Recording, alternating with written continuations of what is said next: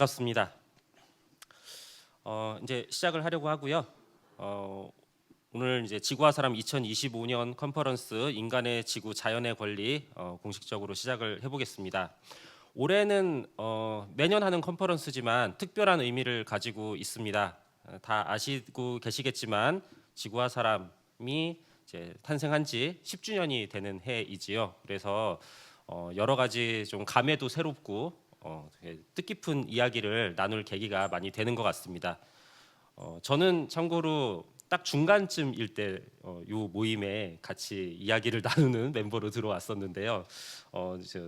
또 많은 분들과 이야기를 나누면서 지금 우리의 지금까지 가졌던 시간을 좀 잘 되새겨 볼 수 있을 것 같습니다. 자, 첫 번째 세션은 한국 지구법학의 10년이라는 세션인데 지난 10년 동안 우리 지구법학 운동이 한국에서 어떻게 진행이 되었는지 그 궤적을 되짚어보는 시간이고요. 그 자세한 내용은 발표 내용 속에 포함되어 있기 때문에 제가 긴 이야기를 하지는 않고 시작이 좀 늦었으니까 바로 타이트하게 진행을 해보도록 하겠습니다. 예, 원래 한 15분 정도씩으로 발표 시간 예정되어 있었는데 약간 좀 늦게 시작한 거 감안해서 살짝 좀 이렇게 단축해 주시면 되고 정 안 되시면은 제가 마지막 발표에 들어가 있습니다. 제가 확 줄여서 진행을 할 터이니 또 꼭 해야 되는 말씀은 꼭 하셔야 된다고 저는 생각을 합니다. 그러면은 첫 번째 발표인 그 지구법학회 10년의 발자취 맡아주신 정혜진 지구법 센터장님 모시겠습니다. 박수로 환영해 주세요. 네, 안녕하세요. 정혜진 지구법 센터장입니다. 어제 성대한 10주년 행사를 하고 또 기분이 좋아서 다들 또 와인도 몇 잔씩 드시고 오늘 아침에 일찍 이렇게 오시는 게 다들 힘드셨을 것 같습니다. 그렇지만 또 오늘 우리 지구법 세션 또 좋은 시간 서로에게 좋은 시간 됐으면 좋겠습니다. 이거를 네, 그럼 말을 하면 넘겨지는 건가요?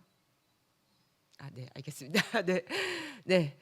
저는 오늘 지구법 학회에 10년을 되돌아보는 그런 발표를 맡게 되었고요. 사회 보신 우리 총무님께서 이제 저를 이어서 뒤에 지구법 총무님이 되시고 저는 승진하여 지구법 센터장이 되었습니다. 그런데 이제 2015년부터 한 20년까지는 제가 한 것 같고요. 네, 다음 한번. 제가 발표를 준비하면서 이제 제 임의대로 한번 시기를 세 시기로 한번 나눠 보았습니다. 그래서 이제 첫 번째 이제 2015년 저희가 1월 달부터 이제 모임을 했었는데 이제 그때부터 한 17년 뭐 한 연말 되기 전까지 이렇게 한번 생각을 해봤고요. 그때를 태동 및 초기 성장기 이렇게 이름을 붙여봤습니다. 그 다음에 2017년 말에서 2022년까지는 저희가 이제 뭐 그동안 몇 년간 공부한 것을 바탕으로 우리가 뭐 지구법학을 한국에서 이 국내에서 어떻게 할 것인가 고민을 하면서 뭐 글도 쓰고 뭐 연구도 하고 했던 것 같아요. 그래서 한국적 지구법학의 탐색 기관으로 한번 이제 이름을 지어봤고요. 그다음에 22년부터 현재까지는 그런 이제 공부한 것을 바탕으로 우리 또 이따가 또 발표하지만 뭐 제주 생태법인이라든지 또 생태기후 그 이제 활동가들이 또 형사 고소를 당했을 때 거기에 또 의견서를 낸다든지 하는 현실에 이제 지구법을 적용하는 그런 노력과 그다음에 이제 또 김왕배 교수님 오시고 하면서 학술적으로 조금 더 또 한 단계 업그레이드된 그런 시기로 나눠볼 수 있을 것 같습니다. 그래서 오늘 발표는 이렇게 태동 및 초기 성장기 그리고 한국적 지구법학의 탐색, 현실 적용 노력과 학술적 진전 이렇게 세 파트로 나눠서 말씀드려 보겠습니다. 네, 다음 장 넘겨주시고요. 2015년 1월 8일 제 기록을 보니까 2015년 1월 8일인데 이게 이제 사실은 2015년 11월 이 자리에서 있었던 이제 지구와 사람 창립식에서 이제 지구법학 세션으로 왜 지구법학인가라고 하는 것을 발표하시는 박태영 교수님의 모습이고요. 어쨌든 15년 1월 8일에 그 참석자들을 보면은 지금 이제 안 나오시는 분들도 좀 있으세요. 어쨌든 강금씨, 최선호, 박태현, 정혜진 여기까지 이제 잘 아직까지 그래도 최선호 변호사님 요즘 좀 지구법이랑 잘 안 나오시지만 네, 그다음에 최은순 변호사님이 이제 또 뭐 약간 지구와 사람의 이제 브레인으로서 또 이렇게 참석해 주셨고 이제 김성진, 김지석 이 두 분은 이제 한 분은 영국문화원, 한 분은 또 번역가로 이렇게 활동하시는 분들이신데 초창기에 이렇게 열심히 해주셨고 지금은 또 뭐 각자의 자리에서 이렇게 열심히 하고 계시는 것 같습니다. 그래서 초창기에는 요 멤버들이 거의 이제 쭉 해서 처음에는 사단법이 아니라 법무법인 원에 이사하기 전에 그 공간에서 이제 같이 공부를 시작을 했습니다. 네, 다음 장 한번 넘겨주시고요. 그래서 이 사진을 보시면 이 2015년 11월 달 여기 바로 이 카펫이 특이하잖아요. 특이한 이 카펫을 볼 수가 있는데 이제 지구 법학회는 이제 지구 법학회로서도 의미가 있지만 지구와 사람의 어떤 태동의 어떤 원천으로 그렇게 되었고요. 그래서 처음에는 저희들이 이제 코막 컬리넌의 와이드로를 이제 같이 읽고 공부를 하면서 시작을 했고 그래서 1년간 좀 넘게 이제 공부를 했고 우리 또 박태원 교수님께서 또 열심히 번역해 주셔가지고 16년 4월에 이제 출판을 하고 또 출판 기념회도 이곳에서 했던 것 같습니다. 네.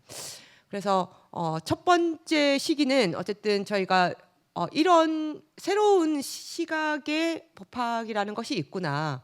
그런 것을 좀 느끼게 되었고 그리고 그런 것에 관심 있는 사람들이 좀 있다. 그냥 뭐 누가 이런 거에 관심을 가질까 했지만 이런 사람들이 한두 명씩 이렇게 모이면서 저희가 이제 지구법 학회로 같이 해서 또 출판도 하게 되는 그런 성과를 거두게 된 것 같습니다. 다음 장 넘겨주세요.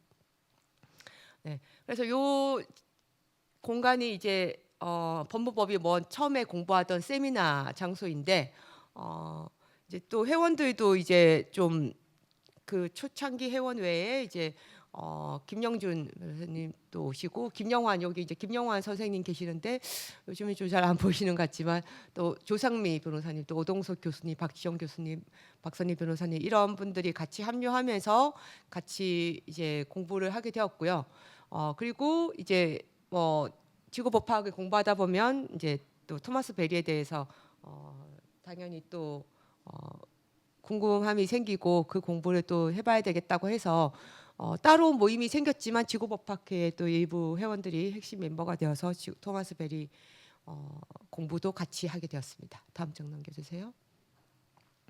네, 그래서 초창기를 제가 17년 중순까지로 잡았고요. 이제 그 다음에 지구법학회의 성장기라고 이제 제가 한번 이름을 붙여봤고 한국적 지구법학의 탐색을 이제 하는 시기로 22년까지로 한번 잡아봤습니다. 다음 장이요. 네, 이때 이제 저희들이 공부를 하면서 이렇게 느낀 게 계속 영어로 된 서적을 읽고 발제하고 저희들끼리 이제 정리를 했는데 이제 뭐 와이드로를 번역을 했지만 우리가 한번 이것을 정리해서 우리의 언어로 정리를 한번 해보자 이런 생각으로 이제 지구법학 개론서 프로젝트라는 것을 시작을 했고요. 그래서 17년 말에 이제 이야기가 나와서 그러면 이제 기획을 하고 그다음에 본격적으로 이제 한 챕터씩 맡기로 했습니다. 뭐 예를 들면 이제 지구법학을 왜 지금의 이제 공부를 하게 됐는가 그리고 지구법학의 의미 이런 것들을 이제 박태원 교수님 해주시고 또 헌법 전공하신 오동석 교수님은 이제 헌법과 그 연관성에 대하여서 헌법적 적용 그리고 뭐 저는 또 다른 국제 사례들 이런 식으로 이제 챕터들을 나눠서 이제 초고를 작성하면서 이 공간은 우리가 유죄 가기 직전에 이제 경복궁역 근처에 있는 그 공간인데 뭐 이렇게 음식도 잘 해주시고 네 굉장히 재미있는 공간이었습니다. 그래서 매 모임마다 이제 자기가 써오는 거를 갖고 와서 다 같이 돌려보고 읽고 또 뭐 어떤 게 보충되어야 되겠다 이렇게 이제 그런 모임을 거의 한 1년 넘게 한 것 같고요. 그래서 원고가 어느 정도 되었을 때 저희가 또 출판사를 이제 찾기 위해서 이제 좀 노력을 하고 서울대 출판문화원과 연결이 되어서 2020년 7월에 이제 출간을 하게 되었습니다. 네, 그 이제 세미나 같이 이제 지구법학 개론서 세미나 하던 그런 장면이고요. 네, 다음 장 넘겨주세요. 그래서 지구를 위한 법학이라는 것을 이제 노력 끝에 내게 되었고, 그래서 이 지구법학의 개념, 또 사상적 기원, 뭐 국제사회에서의 지구법학 적용 사례, 또 지구법학을 국내에서 적용하는 그런 것들을 시도하는 내용으로 국내의 지구법을 소개한 최초의 책으로서 뭐 또 자부심을 조금 갖고 있습니다. 그리고 그 저기 왼쪽에 있는 것은 저희가 이제 지구를 위한 법학을 출간을 하면서 이제 이따 오후에도 발표하겠지만 지구법 강좌를 이제 사단법인 성과 저희들이 계속 해왔는데 그것을 한 2년간 이 책을 바탕으로 이제 첫 번째 2019년에는 이 이제 책이 아직 안 나온 상태에서 저희들이 이제 책을 쓴 것을 바탕으로 했고 2020년에는 이제 또 책을 쓴 것을 바탕으로 4번으로 나눠서도 이제 지구법 강좌에도 참가하게 되었습니다. 네, 다음 장이요. 그래서 요 이제 유제인데 이때 이제 저희가 뭐 가장 큰 성과는 저희가 지구를 위한 법학이라고 생각이 되고요.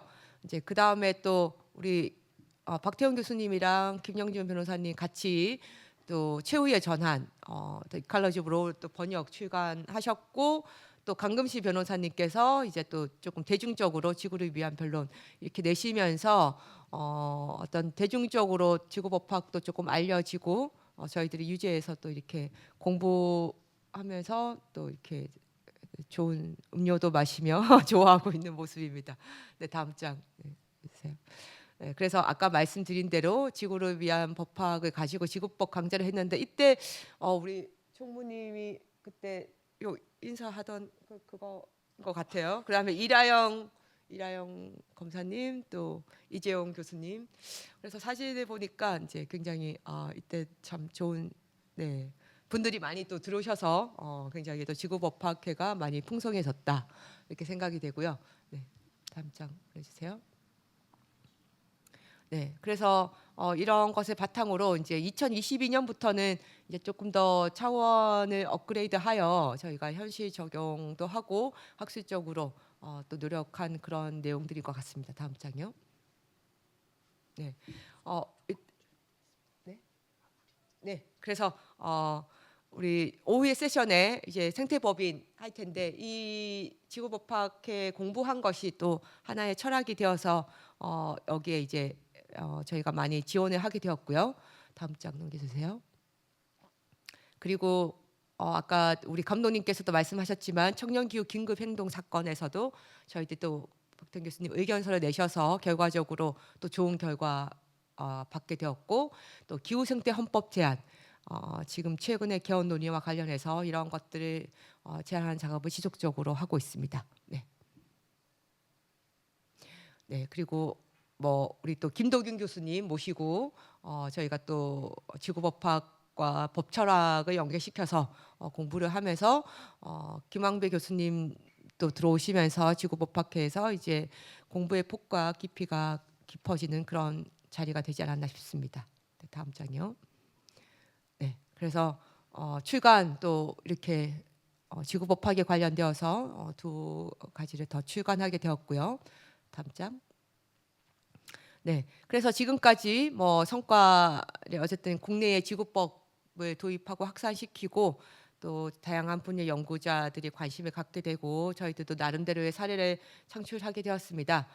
지금의 어쨌든 과제라고 하면은 이제 앞서 저희가 학문의 폭과 깊이가 넓어지게 되었다 했는데 그러면서 이제 공부에 특히 이제 나는 딱히 공부에는 소질이 없는데 이런 분들이 많이 또 안 나오셔서 이제 스터디 구성원들이 조금 좀 더 보충되었으면 좋겠다 생각이 되고 그다음에 연구자들이 이제 많은 이제 다양한 분야들이 연구자들이 있지만 아직까지 또 제한된 연구자들이 있고 그래서 그 연구자들이 좀 더 넓어지게 되었으면 좋겠다라는 게 있고요.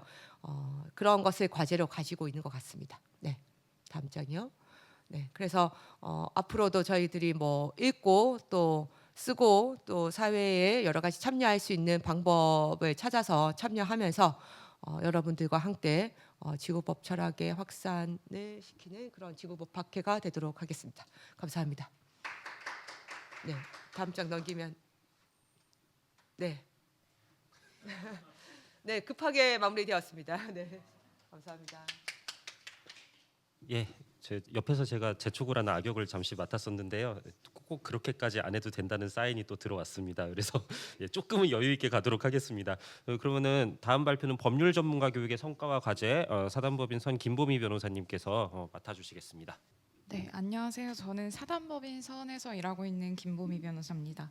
오늘 지구와 사람 창립 10주년 기념 행사에 함께할 수 있어서 정말 기쁘고 감사합니다. 저는 지난 한 4년 동안 지구법 강좌를 지구법 학회 지구법센터 재단법인 지구와 사람과 함께 운영해 왔습니다. 네, 넘겨주시죠. 여기도 넘겨주셔도 될 것 같습니다. 앞에서 정혜진 변호사님께서 설명해 주신 것처럼 지구법 강좌는 2015년에 시작되었습니다.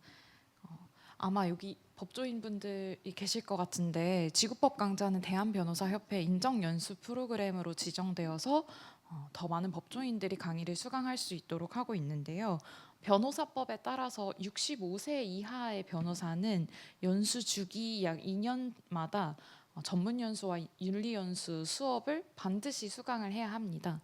근데 이 수업에는 우리가 일상에서 변호사들이 많이 쓰는 뭐 민사소송법, 형사소송법, 가족법, 지적재산권법 이렇게 다양한 수업들이 거의 1년에 100여 개가 넘게 열리고 있고 그 중에 한 강좌로 지구법 강좌가 진행이 되고 있습니다. 네, 넘겨주시죠. 저도 정혜진 변호사님과 마찬가지로 지금까지 진행되었었던 지구법 강좌의 강의 주제들을 토대로 강좌가 어떻게 진행되었는지 흐름을 나눠봤습니다. 저 2015년에서 2017년까지는 주로 진행되었던 강의 주제가 기후변화 그리고 에너지 전환, 동물법 등과 같은 폭넓은 현안을 소개하는 강의들이 주로 진행이 되었습니다. 지구법 이 시작된 그 배경 문제의식에 대해서 법조인들에게 이를 알려주는 내용들을 많이 진행이 했었던 것 같습니다. 기후변화에 대해서는 사실 많은 법조인들이 알고 있지만 2015년에서 17년 사이에는 한국에 기후소송이 있었던 것도 아니고 외국의 기후소송이 잘 알려진 상태도 아니었기 때문에 법률가들이 기후변화를 법률의 문제다라고 생각하지 않았었던 시기였던 것 같습니다. 이때 지구법 강좌에서는 지구법 관련된 현안들을 소개하는 강의를 다루면서 이 주제를 법률의 영역으로 많이 가져오는 역할을 했었고요. 다음으로 2018년에서 21년 사이에서는 정혜진 변호사님께서 말씀해 주셨던 것처럼 지구법에 대한 교육이 많이 이루어졌습니다. 기후 변화에 대한 인식이 고조되기도 했고 지구법에 대한 관심이 높아지기도 하면서 지구법이란 무엇인가라는 내용으로 지구법의 의의와 자연의 권리가 무엇인지 그리고 해외에서는 어떤 지구법 관련 법률이 있고 어떤 판례들이 나오고 있는지 지구법의 기본 개념을 자세하게 설명해주는 교육이 진행이 되었습니다. 그리고 2022년부터 25년 사이에는 지구법 강좌의 실무 활용이 이루어지는 내용들이 진행이 됐습니다. 그래서 지구법 강좌와 지구법과 기후소송, 지구법과 ESG, 지구법과 동물권, 지구법 동물권의 판례 같은 실무에 어떻게 지구법을 활용할 수 있는지 어떻게 적용될 수 있는지에 대한 내용의 강의들이 운영이 되었습니다. 다음은 지구법 강좌의 참가자 수 변화인데요. 이게 1일 평균 참가자 수입니다. 보시면 2015년에는 37명의 수강생으로 시작이 됐습니다. 처음에 현장 강의로 진행이 됐고 아까 사진에 나왔지만 유제의 규모의 물리적인 그 한계가 있었기 때문에 다소 수강자 수가 감소를 하는 것처럼 보였으나 네, 2020년에 코로나 이후에 저희가 온라인 강의로 전환을 하면서 더 많은 법조인들이 강의에 참가할 수 있게 되었습니다. 보시면 2023년에 가장 많은 참가자 수가 기록이 되었는데요. 23년 지구법 판례 연구 강좌에서는 신청자 수가 242명, 그리고 하루 평균 약 154명의 수강생이 강의를 수강했습니다. 온라인으로 전환이 되면서 많은 분들이 쉽게 지구법 강좌를 들을 수 있게 되었습니다. 서울뿐만 아니라 강원도, 충청도, 경상도, 심지어 외국에서도 강의를 들었고, 제 친구들이 지구법 강좌를 수강할 때 항상 사진을 찍어서 보내주는데, 아기를 안고 육아휴직을 이제 하는 변호사들이 집에서 지구법 강좌를 듣는다라고 사진을 찍어서 보내주기도 하고, 외국에 출장을 갔지만 수업은 듣는다 하면서 보내주기도 하면서 접근성이 많이 향상되면서 여러 변호사들이 강의를 참여할 수 있게 되었고요. 지금까지 지난 11년, 10년 동안 누적된 지구법 강좌 수강자 수가 약 1,000명이 넘습니다. 이 1,000명이 넘는 법조인들이 변호사만 하고 있는 것은 아니고요. 로펌에서 일하는 변호사도 있고, 기업이나 대학에 있거나 아니면은 뭐 공공기관에 있거나 되게 다양한 분야에서 활동하는 법조인들이 강의를 수강하였습니다. 그리고 강의를 듣고 있는 변호사들의 경력을 확인했을 때도 신입 변호사부터 원로 변호사까지 굉장히 폭넓은 세대의 변호사들이 배움을 참여하고 있었습니다. 네, 넘겨주시죠. 다음은 교육의 성과입니다. 여러 변호사들이, 법조인들이 지구법 강좌를 수강하면서 지구법이 좀 더 법조인들에게 많이 알려지는 계기가 되었습니다. 학술적 성과로는 여러 학술지의 지구법학 관련이 논문이 등장하고 있고, 여러 시민단체의 강좌에서도 지구법을 다루는 이야기들이 나오고 있습니다. 제가 지금까지 지구법 강좌를 운영한 지 4년이 되었는데, 그 사이에 뭐 녹색법률센터나 녹색연합, 서울환경연합과 같은 여러 환경단체에서 뭐 본인들의 프로젝트나 본인들의 캠페인 같은 곳에서 지구법적 관점을 녹이면 어떻게 이야기를 할 수 있는지에 대한 강의들을 진행을 했고요. 그 과정에서 또 이거를 그러면 지구법 관점을 녹여서 제도화를 할 때 어떻게 얘기를 해볼 수 있을까, 실무에서 활용하시려고 노력하시는 것도 굉장히 많이 보았습니다.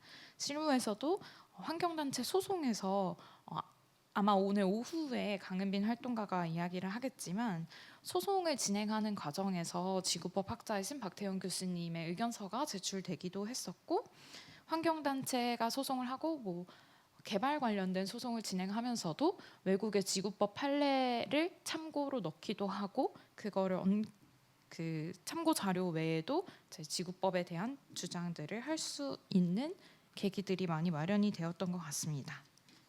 네, 지구법 강좌는 지금 대한민국의 대표적인 지구법 교육 플랫폼으로 자리매김을 한 상태고요. 이거를 실감하는 것을 제가 지구법 강좌를 쭉 운영하면서, 지구법 강좌가 개강이 되는 시기쯤 되면 친구들 이제 개강할 때쯤 되지 않았나? 언제 수강 신청하면 되냐라고 물어보는 사람들이 계속 생기고 있습니다. 그런 면에서 이제 지구법 강좌가 매년 사단법인 성가, 지구와 사람, 지구법센터에서 하는 것이다라는 것을 많은 법조인들이 이미 인식을 하고 내년에도 또 들어야겠다라고 생각하고 계시는 분들이 많은 것 같습니다. 앞으로의 과제인데요. 저희 사실 과제를 내가 생각해도 되나? 제가 이렇게 과제를 고민해 봤을 때 이거를 할 수 있을까라는 생각을 하면서도 지구법 강좌는 그러면 어떻게 앞으로 또 10년을 해야 될까 고민을 해봤을 때, 첫 번째로 저는 교육 대상을 어떻게 확대하면 좋을까에 대한 고민을 했던 것 같습니다. 저희가 지구법 강좌가 법조인을 대상으로 개설이 된 강좌이기 때문에 기본적으로 법률의 그러니까 가장 기초적인 부분에 대해서는 강의를 하고 있지 않습니다. 그래서 법률 배경 지식이 있는 사람이 들을 거라는 전제하에 강의를 운영하고 있는데 비법조인 분들이나 로스쿨 학생 그리고 시민단체 활동가분들이 굉장히 많이 문의를 주세요. 매번 강좌를 할 때마다 비법조인인데 지구법에 대해서 궁금하다. 혹시 강의를 수강할 수 있겠냐 이런 문의를 많이 주십니다.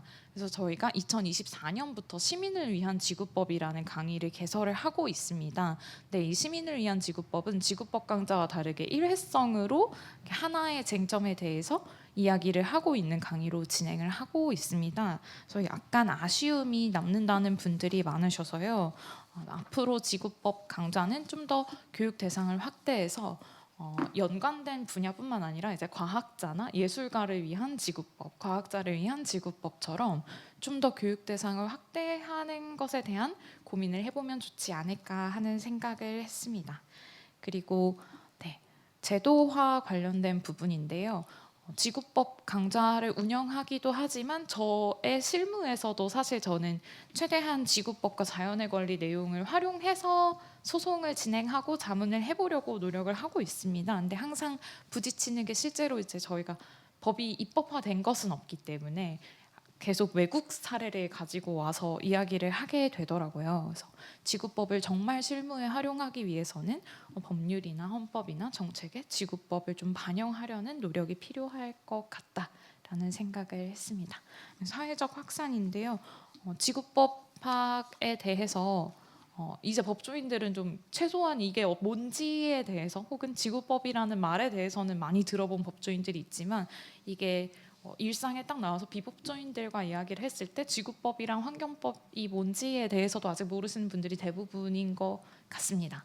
그래서 지구법 담론을 좀 더 사회적으로 공론할 수 있는 자리가 많이 마련이 되면 좋을 것 같다는 생각을 했습니다. 네, 넘겨주시죠.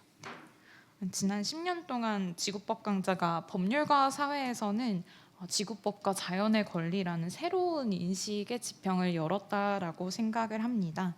네, 앞으로의 10년에는 지구법이 좀 더 제도적으로 기반을 잡고 실천적인 변화를 이끌어낼 수 있는 시간이 되면 좋을 것 같습니다. 네, 이상으로 발표를 마치겠습니다. 감사합니다.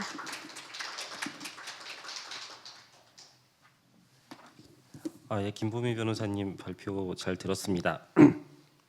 다음 발표는 한국에서 지구법학의 확산 지난 10년의 점들을 연결하기라는 제목으로 제가 발표를 할 예정이고요. 슬라이드 바로 이제 보여주시면 되겠습니다. 그 인식 확장 얘기를 아까 말씀하셨는데 정말 중요한 얘기인 것 같았습니다.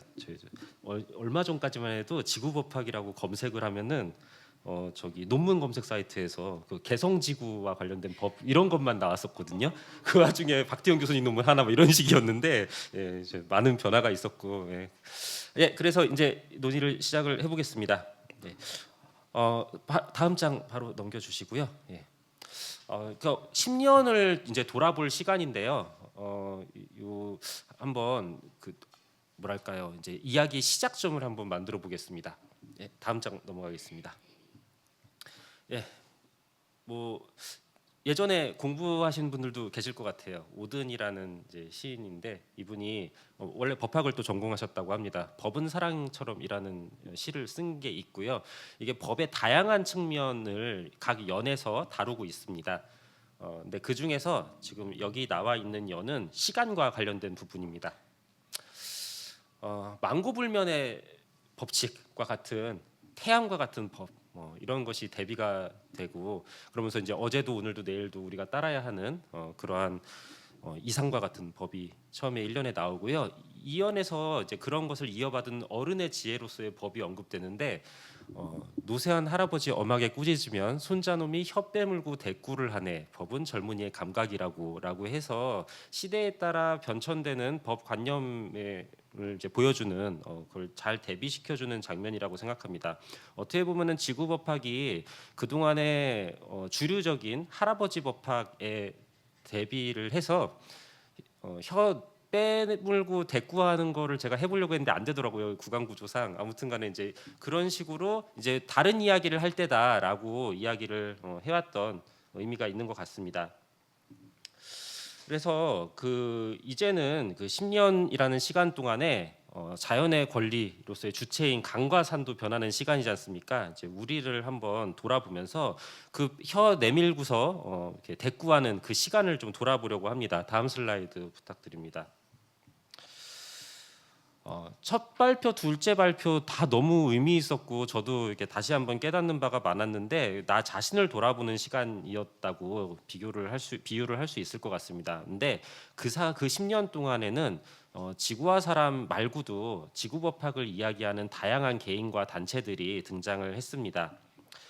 그래서 그 다른 사람들의 이야기가 어우러진 이 한국이라는 장에서의 지구법학에 대해서 생각을 해보는 게 의미가 있을 거라고 보고 있고요. 그렇기 때문에 이런 질문을 한번 던져봤습니다. 지구법학계 바깥에서 등장한 지구법학 논의에서 우리가 어떤 의미를 찾을 수 있었을까요? 지구법학을 논하는 여러 단체와 연구자가 뒤에 보시면 나오고 있는데 이분들과는 어떤 모종의 연결을 하고 공통된 감각을 가지고 같은 길로 나아가고 있다고 평가할 수 있을 것 같습니다. 하지만 여전히 주류화되지 못하고 할아버지께서 자꾸 핀잔을 주고 계시는 게 현실이기도 합니다. 또 한 가지 질문은 비인간과 우리가 지구법학을 통해서 다루려고 하는 대변하려고 하는 비인간 자연과 얼마나 긴밀히 연결되었는가라는 질문도 던져봐야 한다고 생각을 합니다.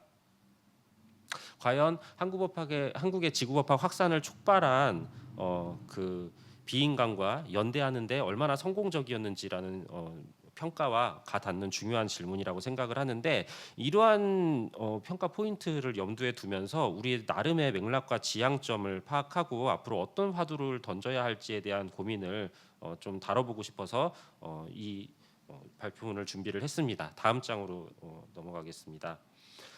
이런 식으로 검색을 했는데 요새는 다행히 개성공단 얘기는 그렇게 많이 나오지는 않습니다.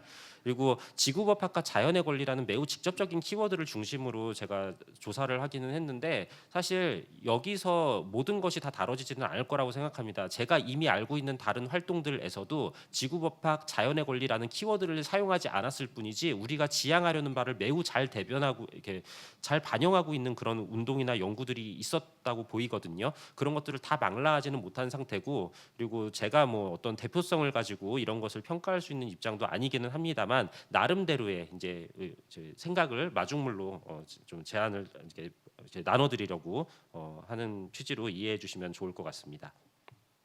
예, 다음. 예. 그래서 지구법학을 말하는 인간행위자들이 어떤 연결망 속에 놓여 있는지 좀 하나하나 보려고 합니다. 다음 슬라이드 가주시면요. 지구법학이 그 역사 속에서 보면은 환경법의 한계를 극복하면서 등장했다는 거는 모두가 다 알고 있는 사실입니다. 그렇기 때문에 그 환경법과 밀접한 관계를 가질 수밖에 없고 시민사회 공간에서 그 환경법적 문제들에 대응하는 이 중요한 동력과 이제 관계를 우리가 주목하지 않을 수가 없습니다. 그렇기 때문에 환경운동에서 지구법학이 어떻게 작동하고 있었는지를 보는 것은 우리가 꼭 시간을 할애해야 되는 부분이라고 보는데요. 그 중에 주요한 것을 몇 개만 이제 가져와 봤습니다. 첫 번째는 녹색연합에서 그린 컨퍼런스 자연의 권리라는 컨퍼런스를 3년째 준비하고 있는데 이거를 좀 제가 염두에 두고 쳐다봤습니다. 23년부터 그때그때마다의 주제들이 있었습니다. 단일하지 않은 야생의 다양한 가치를 생각해 보기 하면서 살아있다, 경이롭다, 지키다, 있다, 옹호하다 이런 키워드 속에서 다양한 강연이 있었고요. 24년에도 이제 그런 것들을 하면서 이렇게 공생이라는 무용 공연이라든가 여기에 슬라이드에 넣지는 않은데 발제문에는 들어있는 퍼포먼스 같은 것들도 같이 들어가 있습니다. 요 올해 행사 지금 20일로 예정되어 있는데 조금 더 글로벌하게 좀 확장된 것이 특징이라고 볼 수가 있습니다. 자연의 권리 생태법 아이고 예. 여기 나와 있는 자연의 권리 이해와 생태법인 사례 이제 해외 연사들이 이렇게 많이 나와 있죠. 이런 것들도 좀 있고 그리고 좀 하나 재밌는 게 제가 나중에 화두를 던질 거긴 한데 그 인권이 자연의 권리와 과연 분리되는가라는 생각을 저는 요새 좀 많이 하고 있거든요. 예. 수어 통역과 문자 통역 이런 접근성과 관련된 것도 좀 많이 고려를 하고 있는 것도 저희가 좀 보면서 이렇게 할 수도 있구나라는 생각을 해보는 그런 행사였습니다. 예, 다음 슬라이드 넘어가 보면요, 똑같이 녹색 연합이긴 한데, 요거는 다른 의미가 있어서 굳이 한번 넣어봤습니다. 환경은 그 대전 충남 녹색연합에서 하고 있는 건데 자연의 권리 생태 컬리지라는 것이 있습니다. 지금 진행 중이고요. 올해 처음 시작한 것으로 보이는데 참고로 말씀드리면은 앞에 행사도 그렇고 요 행사도 그렇고 지구 법학회 분들이 많이 또 개입을 하고 계십니다. 예, 그래서 좀 우리랑 또 완전히 절연되어 있지도 않은 그런 특징이 있는데 그래서 그 대전 충남 지역에서 난개발 문제를 문제 이제 그 중요한 의제로 삼고서 그 자연의 권리를 통해서 다른 생명의 존엄과 존엄을 법과 제도로 지키고 공부할 수 있을지를 그 이제 표현하는 그런 시간입니다. 지역 사회 현안을 직접 연결한다는 점에서 굉장히 특징적이었다고 볼 수 있고요.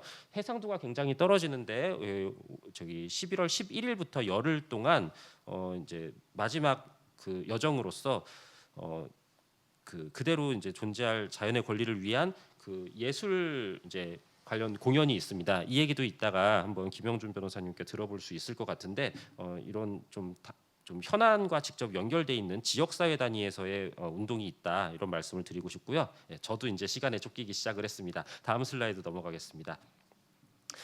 시민사회 운동 굉장히 중요하기는 한데 그것이 그 민주적 이제 법치국가가 잘 작동하기 시작하면은 그 관심이 보통 제도와 법으로 옮겨간다고 합니다. 그렇기 때문에 운동의 하나의 양태로 등장한 것이 입법운동과 소송운동인데 그러한 것으로서 이제 생태법인 관련된 입법운동을 저희가 볼 수 있을 것 같습니다. 다 아시다시피 이 법안에서 남방 큰돌고래를 딱 남방 큰돌고래에게 법인격을 부여한다라고 하고 있지는 않습니다만 전제되어 있는 게 남방 큰돌고래이긴 하죠. 그래서 이제 뭐 특정 생태계라던가 종이라던가 이런 것들을 생태법인으로 인정해서 그 권리를 행사할 수 있도록 그리고 대변될 수 있도록 각종 장치를 마련해둔 입법이라고 할 수 있습니다. 다음 슬라이드 넘어가 주시면은 근데 이러한 자연의 권리 인정을 위한 하나의 입법 운동은 단순히 그냥 특정 정치인이 자신의 관심사 때문에 법률안을 냈다라고만 볼 수 있지는 않고 그에 앞서서 있었던 다양한 연구와 담론과 이어진 공청회 간담회 같은 시민사회 활동이 있었습니다. 그런 맥락에서 이것은 입법 운동이라고 볼 수가 있었고요. 그 중요한 연구를 하신 진희종 원장님이 또 여기 또 나와 계시죠. 자, 다음 슬라이드 넘어가겠습니다. 또 한 가지 이제 여기부터 이제 소송 운동을 조금 말씀드리려고 하는데 다 이제 오늘 다 모실 분들이 자꾸 나와서 저도 굉장히 반갑고 저의 시간 효율 면에서는 감사한 면도 조금 있는데요. 소송 운동이라는 것이 우리가 염두에 두고 있는 적극적으로 뭐 기후에 대한 어떤 대책을 마련해라 하는 소제기 이런 것들을 생각하기가 쉬운데 사실은 소극적인 형태로도 나올 수가 있습니다. 피소 당하거나 이제 수사 당하는 것으로 게시가 되는데 그때에도 단순히 그 법적인 방어를 하는데 그치지 않고 법과 제도가 가진 폐해를 드러내고 공론화시키는 그런 운동과 연계되면은 소송 운동으로 볼 수 있고 그런 소극적 형태의 기후 소송으로서 청년 기후 행동의 소송 운동이 굉장히 중요한 사례였다고 생각을 합니다. 스프레이 한번 뿌렸다가 얼마였죠? 1,000만 원 단위의 이제 뭐 이제 손해배상과 이제 형벌까지 받을 위기에 처해 있었는데 그것에 이제 저항하는 와중에 이제 지구법학과 관련된 여러 가지 뭐 책도 읽고 활동들도 할 수 있었고 이것을 통해서 의미 있는 시간이 되고 운동의 방향을 잡아갈 수 있었던 그런 시간이었다고 스스로 얘기를 하고 있습니다. 다음 슬라이드 그 다음으로 넘어가겠습니다. 그리고 이제 후쿠시마 오염수 헌법소원 다 알고 계시죠? 이제 그 즈음 해가지고 변호단이 꾸려졌었는데 여기서 돌고래를 대변하는 이제 청구인으로 돌고래와 그 이제 그의 후견인으로서 돌고래 관련 단체를 끌어오는 그런 사건이 있었습니다. 현재 그 소송 경과는 알려져 있지 않고 홈페이지에서의 이제 활동도 24년까지만 있고 드러나 있지는 않습니다. 그래서 다음 슬라이드 넘어가 보시면은 이제 연구 동향을 볼 건데 그래서 이러한 활동에는 연구의 성과들이 같이 연계되어 있는 것이 이렇게 이 슬라이드에서 잘 이렇게 나오지는 않았지만 이렇게 빼놓을 수가 없습니다. 그래서 관련 연구 동향도 좀 볼 필요가 있는데 굵직굵직하게만 보면은 이때 이제 지구법학회 회원 논문을 일단 제외하고 봤습니다. 회원의 기준도 굉장히 자의적인데요. 그냥 텔레그램 방 기준으로 했습니다. 그래서 좀 회원 같은 분들도 여기 껴 있기는 한데 아무튼간에 그 짧은 시간 동안에 뭐 이렇게 연구가 뒤늦게 등장했지만 나름의 이제 변화가 있었습니다. 구체적 판결의 법리를 해외 동향을 단순히 개관하는 것에서부터 구체적인 판결의 법리를 검토하고 지역적 맥락을 검토하고 한국 사회의 현실과 고민 같은 것을 이제 연계하는 그런 것이 있었고 연구자 수도 증가한 것이 특징적이었습니다. 그래서 여기 1번에 보시면은 이제 이런 논문들에서 동향을 소개하고 문제의식을 공유하고 한국 사회에서 적용 가능성을 모색을 했고요. 다음 슬라이드에 보시면은 아래쪽에 있는 논문들이 23년에 들어서면서 조금 더 구체적인 사례와 이론을 탐구했던 논문들입니다. 그 다음 슬라이드 가시면은 이제 국내 법 상황에서 자연의 권리를 인정할 단초를 모색했던 조금 더 국내 쪽에 눈을 돌렸던 논문이 하나가 있었고요. 그 다음에 다른 두 번째 흐름으로서 특정 판결이나 입법을 집중해서 고찰했던 사례들 나와 있습니다. 최근에 이제 그 서울대 정치학과 송지우 교수님 논문 같은 것을 보시면 최근 사례 같은 것들도 지금 잘 보고 있고요. 그 다음 슬라이드 가시면은 아무래도 그 중남미 지역의 역할이 굉장히 컸기 때문에 이 지역 연구가 이제 자연의 권리 쪽으로 확산되어가는 그런 흐름이 있었고, 그다음에 생태법인 관련된 논의를 이제 또 빼놓을 수가 없습니다. 자, 그러면은 다음 슬라이드. 그 다음 슬라이드 넘어가시면은 갑자기 건사피장 제가 노래 부르려고 했는데 시간 없어서 노래는 패스를 하고요. 자, 어찌 보면은 여기 있는 장미꽃 한 송이 같은 게 이제 우리의 역할이지 않았나 생각을 합니다. 다음 슬라이드 보시면 한국 사회에서 이제 확산의 의미는 여러 연구와 활동에서 다 공유가 되어 있었습니다. 뭐냐면은 인류세 뭐 기후위기, 생태위기 이런 데서 전환의 필요성, 그래서 모종의 전환의 키워드를 찾은 것이었는데 사실 우리한테 이거는 그렇게 뭐 중요한 내용은 아니라고 생각합니다. 너무 공유가 잘 되어 있고 보편적이라고 볼 수 있겠지만 그렇기 때문에 지역적인 맥락은 전혀 등장하지 않기도 하는 한계가 있습니다. 그렇다고 제가 다른 걸 제대로 뽑아내지는 않았는데 나름대로 무언가 다른 것을 잘 발견해냈던 것이 이런 것들이죠.